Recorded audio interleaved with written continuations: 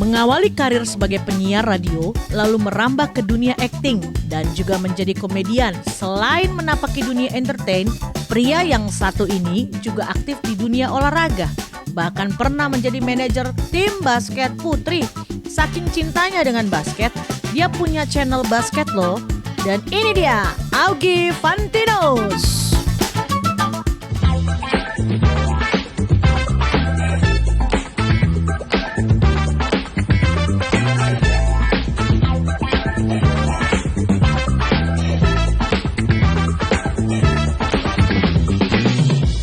Shalom, selamat jumpa lagi Teaters, welcome back di There is Hope. Dan kali ini langsung aja, here we go, Augie Fantinus.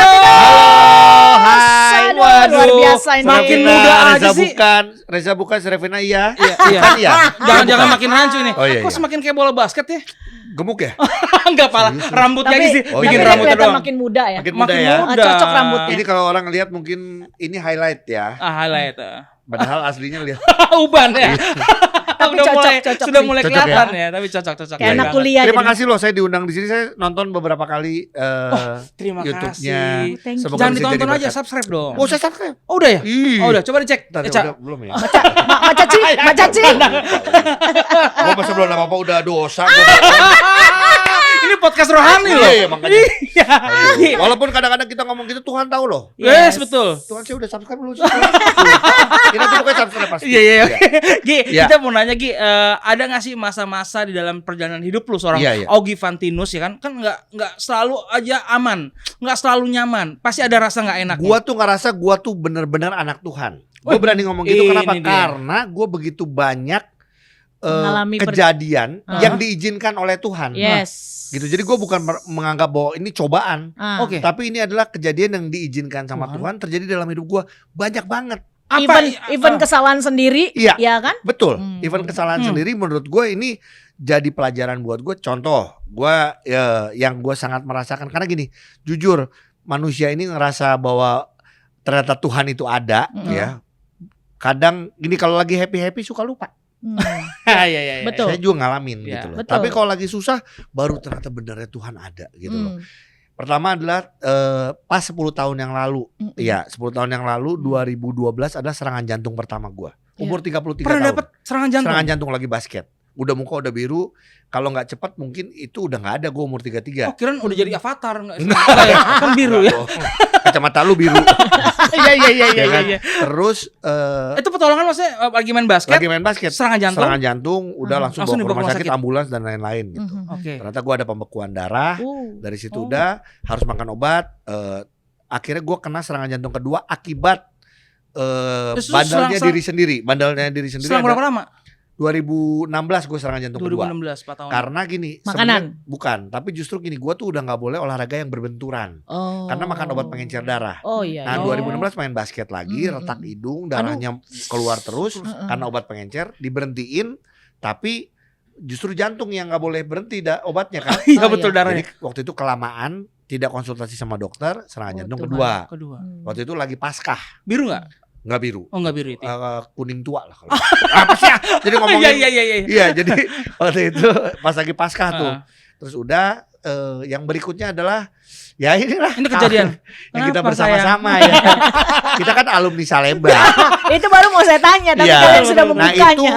itu juga rasanya ya benar-benar mungkin kalau ngomong sangat berat ya benar sangat Pembelajaran, berat. Pembelajaran. teguran juga ya. Teguran. Iya. Kalau Ingat ngomong banget tegur- nih begitu Mas, Iya. begitu pagi-pagi, Bang Reza, ada Augie. Hah?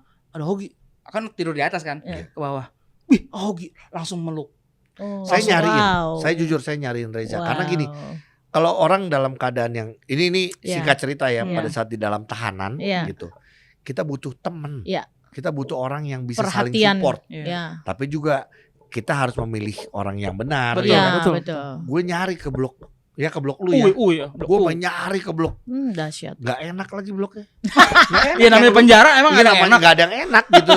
Cuman ya udah sama ya jalan segala macam. Cuman ya itu kejadian 2018. 2018 ada di dalam tahanan. Karena tadi kalau Serafina bilang adalah kesalahan sendiri, betul, karena emosional. Saya nggak mau bilang Kalau lihat dari kasusnya, oh ini sebenarnya kasusnya enteng atau kasusnya berat atau ini harusnya enggak itu udah. Tapi kalau sampai terjadi Tuhan izinkan, berarti Tuhan mau mengajarkan sesuatu. Yes. Yang satu adalah emosional. Saya emang emosional. Penguasaan diri ya. Penguasaan diri. Waktu itu kalau kita sedikit bisa menahan untuk tidak posting aja. Misalnya udah tulis caption tapi nggak posting. Mungkin nggak terjadi gitu. Tapi kalau sampai terjadi ya udah. Tidak ada yang disesali. Ada satu pembentukan dari seorang Augie Vantinus ya. Nah, ngomong-ngomong sekarang ini lagi apa sih nih podcastnya atau apa? Sekarang sibuknya masih one on one dong. Basket, masih senang olahraga lah. Aku basket. juga suka nonton tuh one on one. Kan waktu itu ada. Iya kan? Basket, sepak bola masih olahraga dijalanin. Terus kalau one on one ini mungkin lebih fokus ke olahraganya, tapi sebenarnya yang paling diutamain nama gue sendiri adalah obrolannya. Yaitu jadi nggak bosan ya? Iya, yang paling penting basketnya emang cuma bagian dari kita seru-seruan dan orang senang olahraga. Ada message-nya supaya orang rajin olahraga. Betul. Tapi yang kedua adalah obrolannya harus ada pesan yang baik buat orang lain. Mungkin yang nonton cuma 10 orang atau 50.000 orang atau 100.000 orang nggak apa-apa. Yang penting yang nonton dapat sesuatu, dapat ada dampak yang baik, ada value yang baik yang Tuhan kasih lewat gue buat orang lain. Gitu dan aja. Itu satu pelayanan secara tidak langsung bagi kita seorang anak Tuhan ya. Setuju. Yang pelayanan itu kan bukan cuma di gereja atau tutup mata, angkat tangan. Yang penting ada dampak yang benar dan yang baik ya.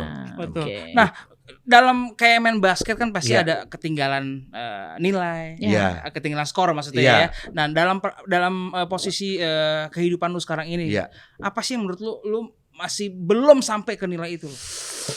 Selalu masih merasa bahwa banyak hal sih sebenarnya gini. Gue tuh belum rajin baca firman. Belum rajin, walaupun sering dikirimin sama Reza ya, ada ayat atau apa gitu. Cuman belum rajin mengakui. Terus kalau kita ngomong emang dari dulu sudah Kristen, sudah lahir baru, terima Yesus, dibaptis. Iya. Tapi emang masih banyak hal-hal yang mungkin gue ngerasa bahwa aduh kok gue nggak deket ya, belum merasa dekat lagi sama Tuhan. Cuman gue tidak pernah sekarang merasa kayak gue kayaknya nggak pantas, gue nggak pernah ngerasa nggak layak, karena gue tahu Tuhan sudah melayakkan gue gitu loh. Karena kan ada orang yang merasa bahwa ya manusia masih melakukan kesalahan gitu, tapi gue juga tidak pernah merasa bahwa gue jadi nggak mau dekat sama Tuhan karena gue ini enggak. Tapi gue minta ampun gitu loh, dan berusaha jadi lebih baik. Belum sempurna itu sih ya. Yang lainnya yang pengen gue kasih ke orang ya sebenarnya yang tadi adalah lewat media apapun orang bisa, nggak harus gue dalam bentuk Augie kesaksian, Kristen banget, Augie khotbah, Kristen banget. Menurut gue di acara apapun gitu, di YouTube atau di podcast atau apa, banyak hal positif yang bisa gue kasih, efeknya bagus. Kalau gue selalu bilang gini, kalau sampai gue udah nggak ada di dunia, itu masih ada, orang masih bisa berpikir banyak, masih bisa melihat satu hal yang baik, itu gue udah bersyukur. Gitu. Ya, bisa dikatakan dibungkus dengan kata suatu penginjilan ya, karena penginjilan itu kan base-nya itu bisa merambah ke segala macam mungkin manusia atau mungkin status dan yang lain-lain ya. Jadi ya mungkin lebih bukan dengan yang gue hafal ayat-ayatnya gitu ya kan. Tapi harus mungkin dengan melakukan ya kan, dengan melakukan kan kita sebagai Alkitab yang terbuka, ya kan, betul. Dengan begitu orang bisa melihat Tuhannya. Nah, tadi kena serangan jantung, terus diizinkan Tuhan ke penjara. Itu kan di penjara itu hal yang terberat buat lo. Nah, lu gimana? Banget. Iyalah. Seharusnya saya yang nanya itu ya. Iya, karena kita nangis bareng. Kita nangis bareng di gereja. Nangis bareng, MC bareng, MC Natal. Makanya ini yang selalu saya cerita. Main basket bareng. Iya, main basket bareng. Natal bareng, nggak pernah kepikiran nge-MC acara Natal di dalam penjara. Bukan sebagai bintang tamu. Iya, biasanya sebagai warga binaan. Iya, kalau biasa kan nge-MC acara di gereja segala macam. Ternyata bedanya nge-MC acara Natal di dalam penjara dan di luar cuma satu. Kalau di luar kita ngomong terakhirnya selamat hari Natal sampai ketemu tahun depan, mereka bilang amin. Ternyata di penjara pas kita ngomong selamat Natal sampai ketemu tahun depan, diam semua. Pada nggak mau ketemu tahun depan, pada pengen keluar. Bebas ya kan? Iya. Ternyata. Tapi dalam saat penjara itu, lu ada nggak mengalami Tuhan saat itu? Iya, pasti. Saat apa sih? Kan lu berasa banyak. Begitu sidang, tuntutan bisa berapa tahun nih? Gue gini. kasus gua undang-undang ITE, ya kan, bisa berapa tahun tergantung kita bagaimana putusan dari sidang waktu itu. Gua juga nggak pernah tahu sampai berapa lama, ya kan. Tapi gini, banyak kejadian di penjara yang gua ngerasa bahwa Tuhan ikut campur tangan. Amen. Pada saat gua di Polda, itu pun juga bagaimana gua tiba-tiba ditaruh di satu sel, ketemu sama orang-orang yang buat gue justru Tuhan kirimkan orang-orang itu, ya. Ketemuin yang bisa tepat, berbeda iman, tapi mereka yang dikasih yang mensupport, tepat, mendoakan sama-sama kita bareng-bareng. Terus bagaimana gue adalah orang yang kalau di Polda ya, gue bersyukur banget. Gue adalah warga binaan yang tidak pernah tidak dibesuk. Setiap hari penuh, full. Jadi makanan berlimpah. Disitulah gue belajar untuk bisa share lagi makanan yang gue kasih buat teman-teman lagi di dalam. Itu terus banyak banget kejadian sih sebenarnya. Ada satu kejadian yang gue bilang tiba-tiba Kasubditnya tiba-tiba pernah kenal gue 3 tahun yang lalu main sepak bola. Walaupun dia bukan artinya gue diistimewakan ya, tapi paling kan ternyata dia inget gue, loh lu kan main bola sama gue, kata gue aja lupa, tapi dia bilang gini, lu kan main bolanya bagus, kata dia. Wah, gue bilang bagus, gue bilang dikira belagu kan. Lumayan Pak, gue bilang gitu aja. Tapi dari situ ketakutan gue agak lumayan jadi agak tenang, berkurang karena, lah ya. Dia tahu gue dan gue pernah main bola ya ternyata sama dia. Itu juga buat gue, Tuhan menempatkan orang itu berarti kan 3 tahun sebelumnya udah di Polda ya. Jadi gini, banyak hal-hal yang buat gue Tuhan ternyata udah menempatkan orang-orang yang untuk dalam tanda kutip membuat gue tenang, menjaga gue. Bukan hal yang gini ya, bukan artinya oh ini orang ngebantu gue katanya orang bisa keluar dari penjara. Enggak, gue tetap ada di dalam, tapi gue jauh lebih tenang. Gue kebetulan waktu itu Kasubditnya orang Kristen. Bukan masalah agama, tapi gue bisa waktu itu diundang waktu kalau lagi istirahat, ada pendeta datang, gue disuruh baca firman. Itu kan bikin gue tenang ya. Tenang, kita di dalam betul, itu. Betul. Nah pada saat di dalam biasanya kan ada rutinitas gereja ya, termasuk salah satunya saya yang melayani waktu itu di Rutan Salemba. Apakah aktif pada saat di dalam? Waktu di Salemba saya bagian doa pagi. Doa pagi ya. Betul. Karena ngurusin doa pagi, emang biasa bangun pagi. Tapi emang sebelumnya sih kalau di waktu di luar. Enggak seaktif boro-boro itu ya. Berarti bisa dikatakan seorang Ogi boleh diproses Tuhan pada saat itu di sekolah kehidupan. Apakah itu menjadi titik pertobatanmu atau baliknya mengalami perjumpaan kembali dengan Tuhan? Setelah di umur 33 pernah ditolong Tuhan. Dan di situ Tuhan ingatkan lagi secara langsung bahwa Ogi, kamu ini masih begini, kamu nih gini, gitu ya. Aduh, dia gituin banget. Bener. Tertuduh ya. Tapi gini, artinya saking sayangnya Tuhan sama gue tuh diingetin terus. Walaupun sebenarnya ya, gue tuh kadang-kadang percaya bahwa Tuhan kan bisa aja nih, anggaplah ini bukan Tuhan, manusia ya. Lu ngingetin gue terus nih, lama-kelamaan si Ogi capek nggak bisa diingetin terus. Bisa nggak lu berhenti? Bisa aja. Iya kan? Tapi Tuhan tuh nggak pernah berhenti untuk mengingatkan gue. Jadi ya gue bersyukur, semoga gue juga bisa terus jadi orang yang lebih baik sih. Kalau kita ngomong bertobat kan gak cukup bertobat, tapi juga ada pemulihan dan lain-lain gitu. Nah misalnya tapi ya amit-amit ya, kalau Tuhan izinkan ada serangan lagi, serangan jantung, apa yang Ogi mau ingatkan dari? Nggak ada yang aminin sih, nggak ada diaminin. Misalnya yang gimana jadi? Misalnya Ogi diizinkan misalnya Ogi diizinkan Tuhan untuk serangan jantung lagi. Nah, yang Ogi sekarang mau ingatkan apa dari Tuhan? Yang mau diingatkan? Ya, Estes kemarin usus buntu. Iya, usus buntu kemarin. Sempat lagi sakit lagi. Terus ada hal apa yang Ogi ingat dari Tuhan? Atau mungkin ada kadang-kadang kita kalau udah sakit tuh, doa ntar dulu deh, untuk ngebangkitin daging kita aja kadang-kadang, karena roh kita mungkin udah lama nggak kita bangun secara hubungan komunikasi dengan Tuhan gitu loh. Ya apa ya, justru ya gue datang sama Tuhan nggak gitu loh. Pasti datang sama Tuhan. Hanya berdoa saja. Iya. Inilah manusia ya. Kalau berdoa bisa Tuhan gitu, manggil Tuhan tuh Tuhan sampai nangis. Tapi pada saat kita Tuhan yang manggil kita takut. Itulah manusia ya. Kalau enggak, ya pengen apa ya? Pengen jadi orang yang lebih baik aja. Kalau gue kan yang adalah lebih gini, benar ya. lebih benar. Amin.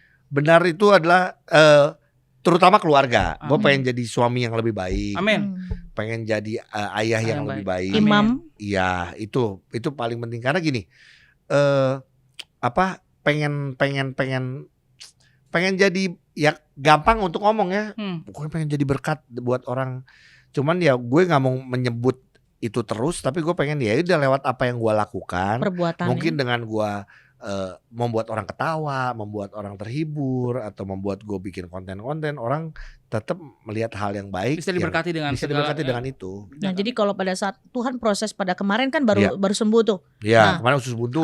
Apa tuh yang mungkin yang membuat ada mungkin satu Roh Kudus yang mengingatkan kita bahwa oh iya gue selama ini gue udah nggak udah lama nggak baca firman atau mungkin gue udah lama juga mungkin nggak cari Tuhan gitu. Baca firman iya. Doa pagi masih bolong-bolong saat teduh ya. Iya, saat teduh. Jadi ada secara langsung mungkin Roh Kudus ingatkan pasti. Iya, tapi gue tuh bukan tipe yang maksudnya gini, oh berarti gue jauh dari Tuhan. Enggak, gue tuh adalah orang yang sangat segala sesuatu pasti belajar untuk bersyukur dalam keadaan susah ataupun senang. Karena udah ngalamin ya kan ya. Segala sesuatu pasti nggak cuman lagi susah aja minta sama Tuhan, lagi senang pun gue selalu berdoa bersyukur sama Tuhan gitu. Cuman emang mungkin Ogi bukan orang yang kelihatan banget selalu ada di gereja kesaksian atau apa gitu. Tapi lewat olahraga, lewat konten mungkin gue bisa mencoba untuk ngasih tahu bahwa gue nih anaknya Tuhan loh gitu. Amin. Nah, apa yang kedepannya nanti Augie mau lakukan? Kedepannya saya mau makan. Parkiran. Enggak. Bukan. Kedepannya harapan kedepannya. Harapan. Oke, kalau ngomong harapan adalah terutama keluarga lah. Kalau yang pasti sama, gue pengen jadi imam yang baik, menjadi ayah yang baik. Takut Tuhan ya? Takut Tuhan. Itu betul. Yang utama ya. Iya. Terus bisa berkreasi lewat talenta yang udah Tuhan kasih buat gua, lewat apapun, tapi bisa berguna untuk banyak orang. Nah, berguna untuk banyak orang itu gua tidak pernah mau milih-milih hanya berguna untuk orang Kristen, orang Buddha, orang Islam atau siapapun, tapi pengen berguna buat semua orang gitu. Ya, oke, good. Nah, PHPers, kita boleh belajar dari seorang Augie Vandinus bahwa Tuhan beberapa kali mengingatkan kepada kita, mungkin setiap kita prosesnya berbeda-beda. Ada yang sakit mungkin, atau mungkin ada juga yang mengalami kesusahan finansial, atau mungkin ada hal-hal yang terjadi dalam benturan keluarga atau apapun itu, yang pasti responnya adalah bagaimana kita menyadari, kita jujur terbuka sama Tuhan, apa yang masih kurang dari kita dan itu patut kita perbaiki. Yang pasti itu yang saya ambil. Nah, terakhir nih Gi, buat PHPers semuanya nih dalam perjalanan hidup lo. PHPers namanya, pencari harapan. PHPers. Itu Ece yang bikin ya. Jadi gini, pesan lu buat para PHPers semuanya yang sekarang ini mungkin lagi hilang harapan. Ya kan lu sendiri sudah merasakan bagaimana lu berharap sama Tuhan dan itu menjadi kehidupan lu sekarang ini. Dan kekuatannya. Oke, kalau buat gue jangan pernah merasa hilang harapan. Karena pengharapan yang paling besar dan tidak pernah gagal ya sebenarnya dari Tuhan Yesus. Amin. Gitu. Kelihatannya sudah tidak mungkin, kelihatannya sudah tidak ada jalan, mustahil. Itu kelihatannya. Padahal kalau menurut Tuhan Yesus, Tuhan, tidak ada yang mustahil. Sama Tuhan tuh tinggal cuma digituin dong juga udah kebuka sebenarnya jalannya. Cuman Tuhan izinkan untuk kita berserah sama Dia. Nah, gue belajarnya adalah gini, gue dari ikut Sunday service dan lain-lain, gue belajar bahwa penyerahan berserah total. Amin. Manusia itu biasanya berserah berapa persen aja karena dia merasa bahwa gue masih bisa pakai kekuatan kita. Nah, pada saat gitu gue yakin Tuhan cuma bilang gini, ya udah kalau lu masih merasa bener nggak? Tuhan Yesus akan ngomong betul. Ini mungkin ya kalau ada lu aja ya coba aja. Karena Tuhan kan ada kehendak bebas, ada kehendak Tuhan. Tuhan masih kadang-kadang melihat sampai sejauh mana manusia ini mengikuti kehendaknya. Jadi gue belajar masih belajar juga untuk berserah total sama Tuhan. Tuhan, gue nggak tahu lagi harus gimana. Gue tapi percaya pasti Engkau akan tolong gue. Engkau pasti akan jaga. Engkau akan lindungi, Amin. Tuhan akan berikan yang terbaik. Pada saat itu baru kita akan merasakan apa yang tadi yang tidak mungkin jadi mungkin. Iya. Pekerjaannya Tuhan. Iya.